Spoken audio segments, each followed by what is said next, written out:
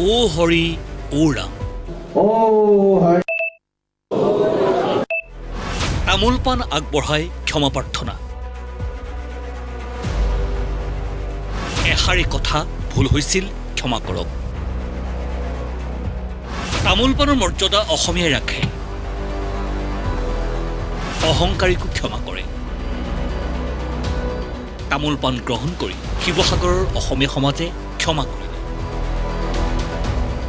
আপোনালোক উঠক দাদা একো নাই আজিৰ পৰা শিৱসাগৰ ব্যৱসায়িক প্ৰতিষ্ঠানসমূহ খোলা থাকিব আৰু কোনো যাতে ইয়াৰ সুযোগ আৰু সুবিধা লৈ কোনো যাতে ব্যৱসায়িক গোষ্ঠীক পইচা পাতি ডিমাণ্ড নকৰে লগতে সহৃদয়তাৰো পৰিচয় দিলে ভৱিষ্যতে কোনো হাৰাশাস্তি কৰা নহয় অনা অসমীয়াৰ ওপৰত এই পৰিৱেশৰ যদি সুযোগ সুবিধা লৈ কোনোবা দুষ্কৃতিকাৰীয়ে দোকানত যদি দম দিবলৈ যায় কালেকশ্যনৰ নামত যদি কোনোবা ব্যৱসায়ী আত্মহত্যা কৰে কাৰোবাক যদি শাৰীৰিকভাৱে এচাল কৰে যদি পৰিৱেশৰ সৃষ্টি হয় আমি সকলোৱে কৈছো তেখেতক আইনগতভাৱে শাস্তি দিয়ক আৰু নিজৰ ভুল বুজিছে মাৰোৱাৰী সমাজে জ্যেষ্ঠ কনিষ্ঠ পুৰুষ মহিলা সকলো আহিছে আৰু ক্ষমা খুজিছে যেটো ভুল আমাৰ তৰফৰ পৰা হৈছে যে আমি হেৰি ইনভিটেশনটো ৰক্ষা কৰিব পৰা নাছিলো হেতু এটা মিসকমিউনিকেশন ক'ব পৰা যায় তো হেতু কাৰণে সমাপ্ৰাতি আমাৰ সমুদায়ৰ পৰা এক ঘটনা হৈছে এটো বেহদ দুখী মানে আমাৰ সমাজো বহুত দুখী আছে এটো ঘটনা লৈ মেলি আমাৰ ফালেদি গলতি হল কি আমি 2-3 দিন লগাই দিলো আৰু আগত আহিব নোৱাৰিলো কিন্তু যেটো হৈছে যিহে ছোৱালী হয় অসমীয়া হয় মাৰৱাৰী হয় পাঞ্জাবী হয় যিহে হয় যেনেকা এই ৰকমৰ ঘটনা হয় আমাক সাহস কৰি প্ৰথম দিনাই ষ্টেপ ল'বলৈ আগত আহিব লাগে আৰু এই যে হৈছে সবৰ কাৰণে মানে আমি পুৰা সমুদায়ে আমাৰ বহুত দুখী আছে অভিযুক্তৰ লগত কোনো সম্পৰ্ক নাই মাৰোৱাৰী সমাজৰ তেখেতসকলেও ক'লে দোষীয়ে পাওক কঠোৰ শাস্তি আমি এটো বিচাৰো তেখেতৰ লগত কোনো আমাৰ এটো নাই আৰু তেখেতৰ যেটো প্ৰশাসনৰ ফালৰ পৰা বা আইনৰ ফালৰ পৰা যিখিনি আমাৰ নিয়ম বা যিখিনি তেখেতৰ এটা কাৰ্যসূচী আছে তেখেতৰ পাবই লাগিব আৰু এটা ন্যায় প্ৰণালী ঠিক থাকিব লাগিব খিলঞ্জীয়া ৰাইজৰ দাবী আছিল গোটেই বহিৰাগত সমাজে তেওঁলোকে কৰি অহা ভুল স্বীকাৰ কৰি তামোল পাণ লৈ তেওঁলোকে ৰাজহুৱাভাৱে অসমীয়া সমাজৰ সন্মুখত ক্ষমা খুজিব লাগিব অনা অসমীয়া যিখন ব্যৱসায়ী প্ৰতিষ্ঠান আছে তেওঁলোকৰ নাম ফলক যিবিলাক চাইনবোৰ্ড আছে চাইনবোৰ্ডত তেওঁলোকে অসমীয়াটো ডাঙৰকে লিখক খিলঞ্জীয়াৰ প্ৰতিটো দাবী মানি লৈছে মাৰোৱাৰী সমাজে লগতে ভুক্তভোগীক আৰ্থিক ক্ষতিপূৰণ দিয়াৰো ঘোষণা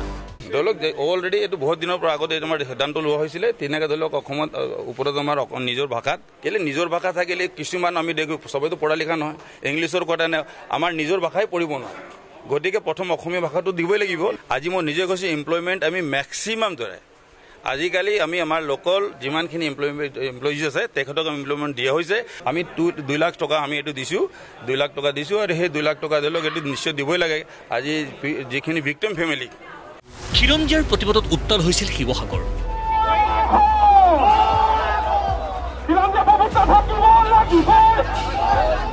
বন্ধ হৈছিল বহিৰাগতৰ ব্যৱসায়িক প্ৰতিষ্ঠান পৰিস্থিতিৰ গুৰুত্ব বুজি মঙলবাৰে শিৱসাগৰত উপস্থিত হৈছিল জিলাখনৰ অভিভাৱক মন্ত্ৰী ডাঃ ৰণোজ পেগু আৰু মন্ত্ৰীৰ সন্মুখতে চলিছে ক্ষমা প্ৰাৰ্থনা পৰ্ব সকলো দেখি বুজি মন্ত্ৰীয়ে ক'লে যেটো দুখন সমাজৰ মাজত ভুল বুজাবুজি হৈছিল কমিউনিকেশ্যন গেপ হৈছিল সেই কমিউনিকেশ্যন গেপটো আজি ইয়াৰ এটা পৰিসমাপ্তি হৈছে কাৰণ মাৰোৱাৰী সমাজৰ পৰাও প্ৰতিনিধি আহি পেলাই তেওঁলোকে এই ঘটনাক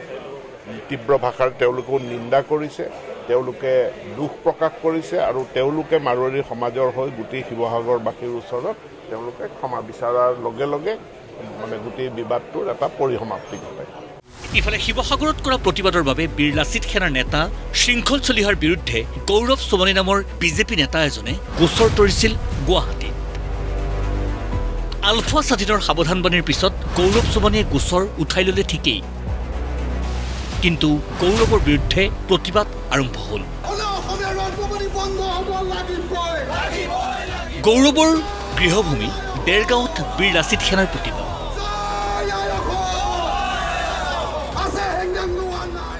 ক্ষমা খুজিবলৈ বান্ধি দিয়া হ'ল সময়সীমা অনুৰোধ নহয় গৌৰৱ স্তমানিক মই কৈছোঁ যে 72 ঘণ্টাৰ ভিতৰত তেওঁ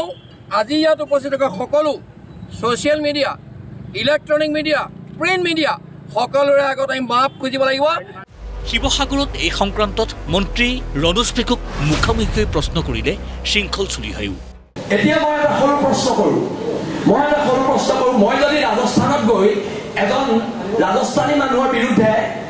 FIR দিওঁ, মোক ৰাজস্থান চৰকাৰে 2টা PSO দি পঠিয়াব নেকি? স্বাভিমানটো ৰাখক। ৰাজনীতি চবতকৈ ডাঙৰ বস্তু নহয়, আমাৰ সমাজ ডাঙৰ বস্তু, জাতি ডাঙৰ বস্তু, ৰাজনীতি বহুত তলৰ বস্তু। ৰাজনীতিতকৈ জাতি ডাঙৰ। এটা শিক্ষা, গুৰু গোসাঁই নমনাৰ শিক্ষা, সৰলতাক দুৰ্বলতা বুলি ভবাৰ শিক্ষা, দৃষ্টান্ত দেখুৱাই দিলে শিৱসাগৰে। সকলো পক্ষই এই ঘটনাৰ পৰা শিকক আৰু নিজৰ পৰিসীমা উপলব্ধি কৰক। শিৱসাগৰৰ পৰা মুজাক্কিৰ আহমেদ আৰু দেৰগাঁৱৰ পৰা জগত সোণোৱালৰ ৰিপৰ্ট, প্ৰতিদিন টাইম।